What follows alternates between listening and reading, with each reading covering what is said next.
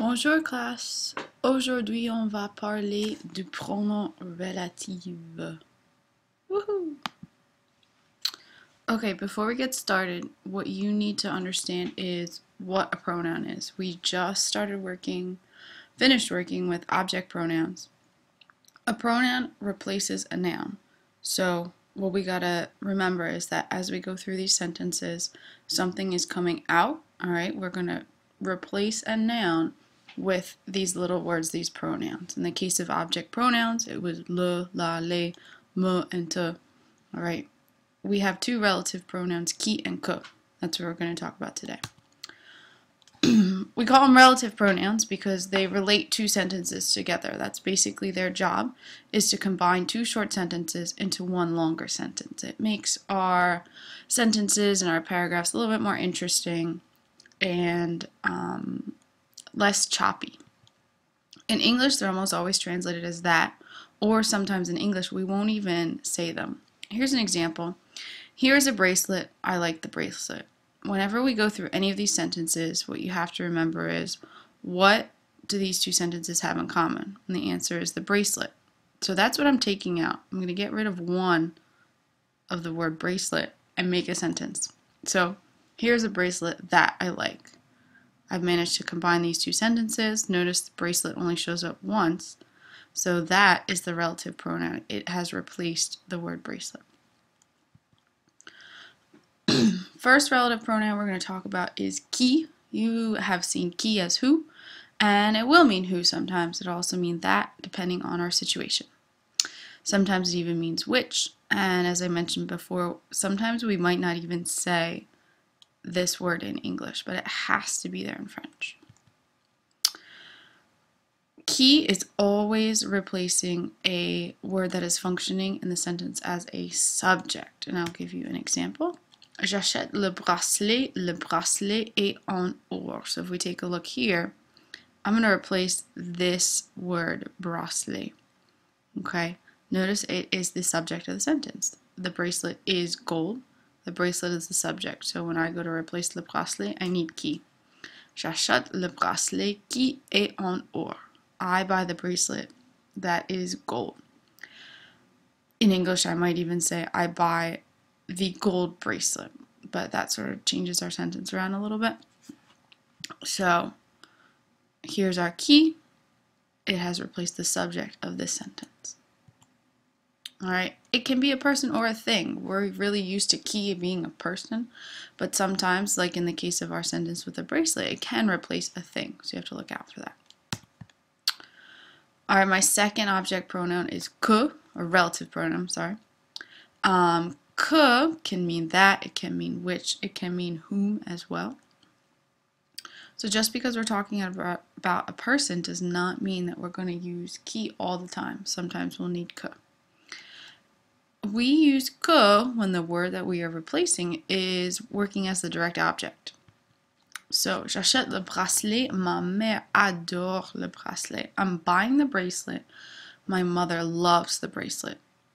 So, in this case over here, my sentence, bracelet, okay, is the direct object of this word, adore.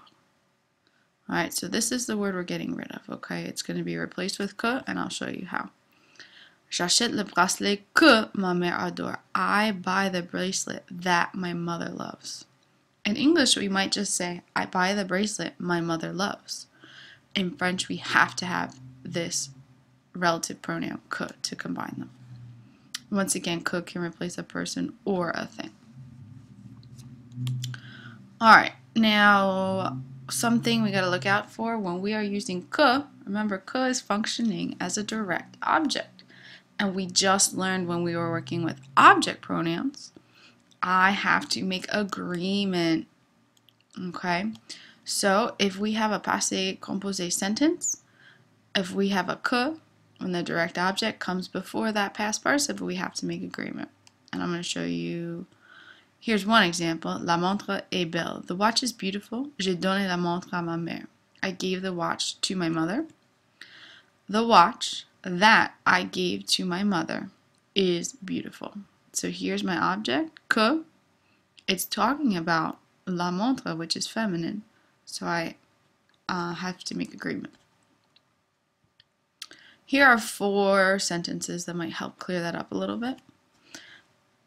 Le t-shirt que j'ai acheté est beau. So the t-shirt that I bought is beautiful. Masculine, singular, no big deal. Les talons que j'ai achetés sont beaux. The high heels that I bought are beautiful. Remembering that talon is masculine and plural, so I added the S here at the end. La ceinture que j'ai achetée est belle. Here's my agreement because la ceinture. And then les pantoufles que j'ai achetées sont belles. Sorry, belle is cut off for you, but ES here because pantoufles are feminine. Alright, now who doesn't love a good shortcut? Here's the basic rule. Qui plus verb, que plus subject. If you can keep that in mind as you write your sentences, you are going to be A-OK. Qui plus verb, que plus subject is our shortcut. And I'll show you how. Here are 5 phrases. Alright, what you should do now is pause the video and give it a shot. And then I will go through the answers for you. What you'll notice I did is I underlined the next word for you right after that blank. So I talked to the girl who has blue eyes. A is my verb. My rule is qui plus verb. Oh, look at that. That's fun. Je parle à la fille qui a les yeux bleus. Alright. Tu vois le bracelet blanc en or? Do you see the bracelet that is gold? Alright. Here's a verb. Qui plus verb. Bam. Qui est en or. And notice how here, in both of these sentences, the girl is the subject of the sentence. The girl has blue eyes. The bracelet is gold. So because they're acting as subjects, we need a qui. Alright, nous aimons le livre blanc que vous avez lu. We like the book that you read. Now here we've got a subject, and my rule is que plus subject. Woohoo! There, it falls right in there. Now the book is what is being read. It is the direct object, so that's why I needed que. Ils parlent à leurs parents blanc en France. They talk to their parents who are in France. Sont is a verb, so it's qui plus verb. Qui is what goes in this blank. And it's the parents who are in France, so the parents is the subject. She opens the letter blank tu as envoyé. She opens the letter that you sent. Here's a subject. Alright, que plus subject. And remember, the letter is what is being sent, so the letter is the direct object, which is why we need que here. Alright, so I hope this helps you when you go to try out your devoir, which I'm sure you wrote down in class, and you are wonderfully aware, is dans le cahier, you're going to try page 124. Bonne chance, mes amis!